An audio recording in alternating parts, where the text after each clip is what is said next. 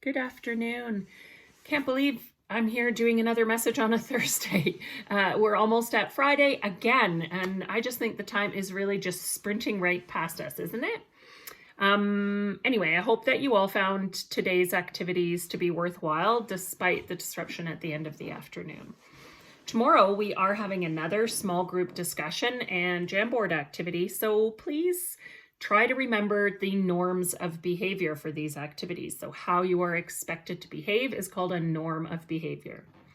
I may end up having to keep some students back in the main room with me or block them from accessing Jamboards if you can't use tools appropriately. So if you are showing me that you cannot use these tools independently without my direct supervision, then I will keep you in the main room where that supervision is available.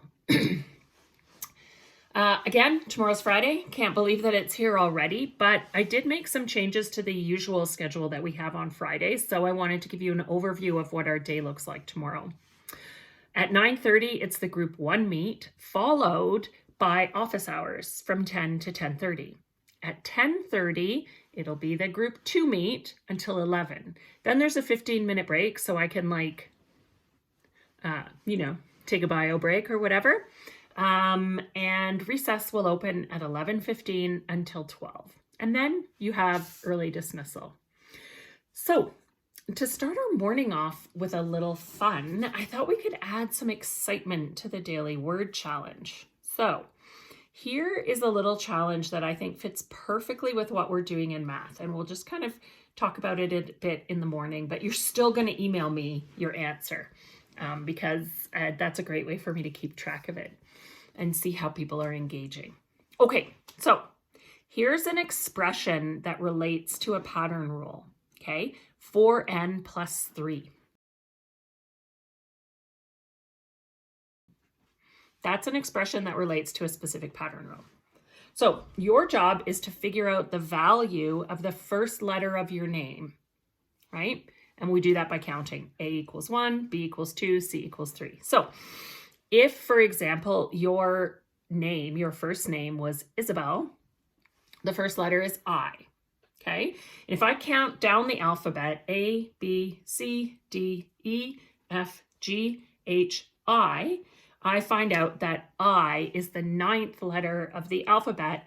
So the value for the first letter of my name is 9. That's the first thing I'm going to write down, 9. That's my letter value, okay? Now, you are going to take that number and replace the variable in the expression 4n plus 3 with the value of the letter of your first name. So what I'm going to do is say n equals 9 because 9 was the value of my letter, okay? And now I'm going to solve this expression. So 4n equals 36, right? Because 4n means 4 times n, and n is 9. I figured that out by counting down, okay? So 4 times 9 is 36. So you can see how 4n makes 36. Then I add 3 because the expression was 4n plus 3. So 4n is 36 plus 3 makes 39. So my answer is 39. All right, so I want you to do it for the first letter of your name, okay, and write the answer down. Then send me an email with the number in the subject line, okay? This is the one and only time in math that I'm going to tell you that you don't need to show your work, okay?